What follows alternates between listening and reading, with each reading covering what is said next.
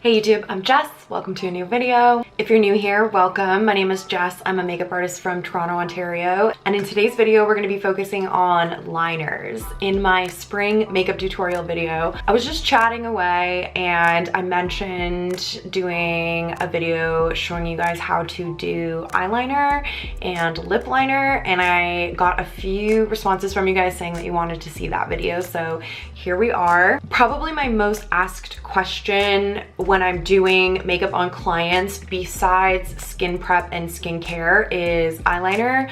Lots of people seem to really struggle with it, and it definitely is one of those things that takes practice, but I'm going to show you the easiest way to do a winged liner on yourself today. I do one side with a gel liner and one side with a powder, so you can go for a softer look or something a little bit more dramatic. After the eyeliner, we're going to chat lip liner. Lip liner is one of the last things I learned when I was learning to do makeup. I feel like it took me a little while to get right, but then once I got it, I've been doing my lips the same ever since, and I'm always very happy with them. So if you guys want to learn how to do your eyeliner and your lip liner, then just keep watching this video. All right, you guys, we are getting right into this. And yes, I am doing a voiceover. It is like 2015 YouTube all over again here. I'm going to start with eyeliner. And I always recommend you start practicing your winged liner with eyeshadow. Eyeshadow is really easy to work with. It's easy to fix if you make a mistake. And in my opinion, it's the most user-friendly of all of the eyeliner types that you can use. So here we go. I'm starting with a black shadow, and I've got it on this little flat definer brush. Mine's from MAC. I'll put links to everything that I'm using in the description box down below if anybody is going to be shopping for these products. But the way that I find that is the most easy to start your winged eyeliner is to start by lining the lash line first. So you can see I'm pressing the shadow into my lash line. This brush makes it really easy. I'm not trying to swipe the product on. You can see I'm pressing it into the lash line, and then I can use the brush and kind of run it back and forth to blend it out, to smooth it or smoke it out if I need to. Once that's done, we're gonna start to work on the wing. So what I like to do is place the brush at the end of my eye. You can see I'm doing this with my eyes open. That's really important because you want to be able to see what the liner is going to look like with your eyes open. So I start by stamping a line from the corner of my eye out towards the tail of my brow.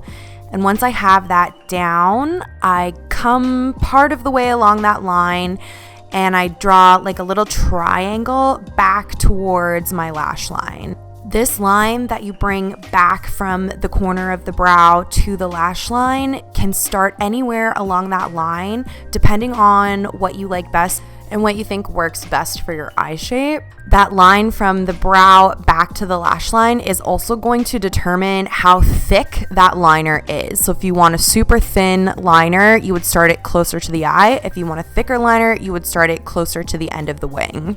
So you can see I'm manipulating this liner using a Q-tip, and that's what makes powder shadow liner so easy to work with, is that you can just manipulate it. You can use your finger, you can use a Q-tip. You can also do what I'm gonna do here, which is clean it up with concealer underneath. You can do this with any winged liner, but I just wanted to show you this on the powder shadow side because the powder shadow can look a little bit smoky. So if you want to clean it up and make it a little bit sharper, this is a great way to do that. So I'm just taking my concealer and then a concealer brush. This is also from MAC. I'll have everything that I'm using again linked down below. And I draw that little line and then I just use it to carve out that wing. I kind of thin it out a bit and make it nice and sharp on the bottom so that it looks nice and clean and I can get the perfect angle that I want. Once I get that concealer down, I blend to the sides and downwards. So here's how we're looking, and you can see I'm checking it out, and then I feel like I want the wing to be just a little bit longer, and because it's a powder and it hasn't set down, I can just use my fingernail and literally drag the pigment out towards the tail of my brow just to extend that wing a tiny bit. It's so flexible, it's so malleable, it's so easy to work with, and here is the finished look.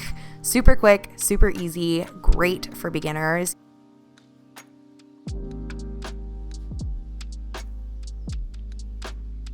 Moving right along, we're going to do the same thing on the other side, except I'm going to show you my personal preferred method of doing a winged liner.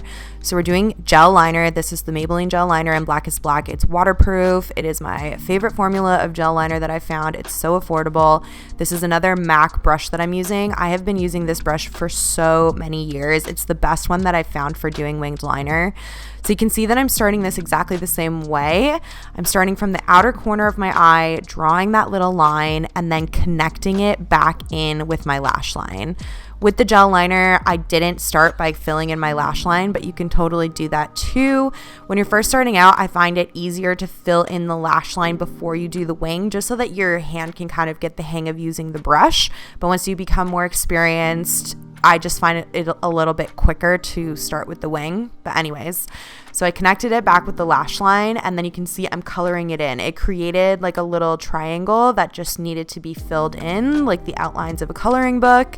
And then I go ahead and complete the look by filling in the lash line.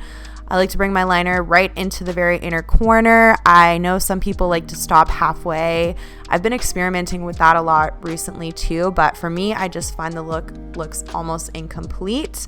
And especially if you're going to be putting on a false pair of lashes, you want to bring that liner all the way to the inner corner. You'll also notice I'm not trying to do this in one big swoop. I personally find it easier to just do small little strokes with the brush. So I'm doing the same thing that I did on the other side here, and I'm cleaning up that wing with a Q-tip. The gel liner is workable to a point. You can work with it until it sets. And you could also clean it up with concealer if you wanted to, but I didn't feel like I needed to. And here is how that liner is looking. So I'm just going to throw on a couple of coats of mascara, and then you can see the difference here. You can see this side where I did the gel liner. It's just a little bit more dramatic. It looks a little bit, I want to say harsher in air quotes, not in a negative way. I actually prefer my liner to look like this sometimes, but sometimes you want more of this type of look where it's just a little bit softer. Both are good, just depends on the look that you want to do and how experienced you are with eyeliner. So guys, we're going to move on to lips. What I recommend is starting on clean lips. So I'm just wiping off any foundation that got on there. I'm wiping off the lip balm that I put on before I started doing my makeup. And then we're going to go right in with lip liner. I'm using Iconic Nude by Charlotte Tilbury. And what I like to do is overdraw my top lip, but not my bottom lip, just because my bottom lip is a little bit fuller than my top lip. I find this is the case for most people. And when I do lip liner, I like to try and create symmetry between the top and the bottom lip, and then also add a little bit of fullness if I feel like the lips need it. So here's a little side by side. You can see one side is overdrawn, one side is not. It's very subtle and looks very natural. On the bottom, I like to follow my natural exact lip line. And you'll see I actually find at the end of doing my lips that I felt like they were actually a little bit overdrawn, and I do go in and fix that. But here's another side by side. You can see top and bottom. We're looking to create symmetry between the two. So you can see here that I'm mostly just following my natural lip line on the bottom.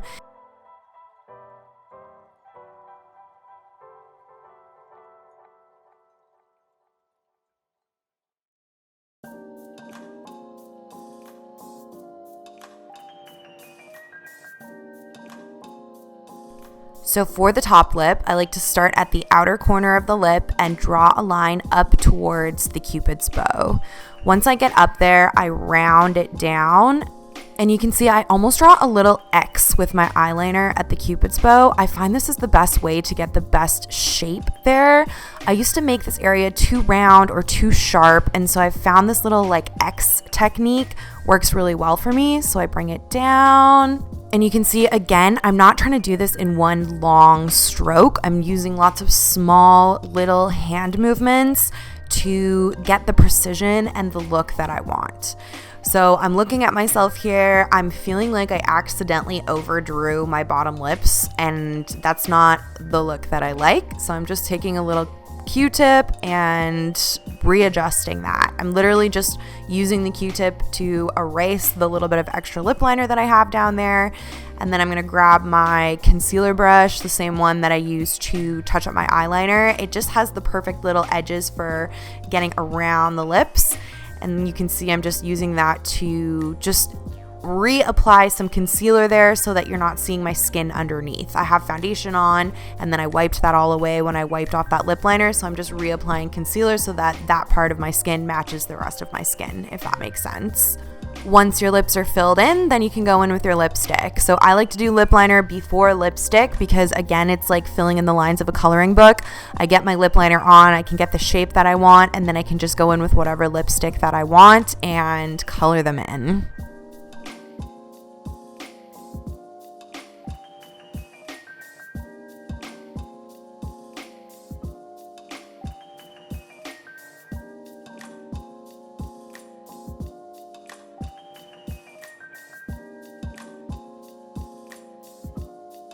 And this is the finished lip look, you guys. I wanted to show you what they look like from the sides. You can see they look very natural. They are overdrawn on that top lip, but to me, it doesn't look fake. To me, it just looks balanced and natural. And there's just a little bit of extra fullness that makes me feel extra confident and like the best version of myself. That's why Charlotte Tilbury calls her lip liners lip cheats, because you can kind of cheat your lip look a little bit. So here we go, you guys. Here is the finished look with the lip liner and the eyeliner. I hope this was helpful. If I didn't answer your specific question about lip liner or eyeliner, let me know in the comments down below and I'll get back to you. If there are any other specific makeup application techniques that you have questions about or you want to see a video on, you can let me know that as well. Thank you guys so much for watching, and I'll see you in my next video. Bye!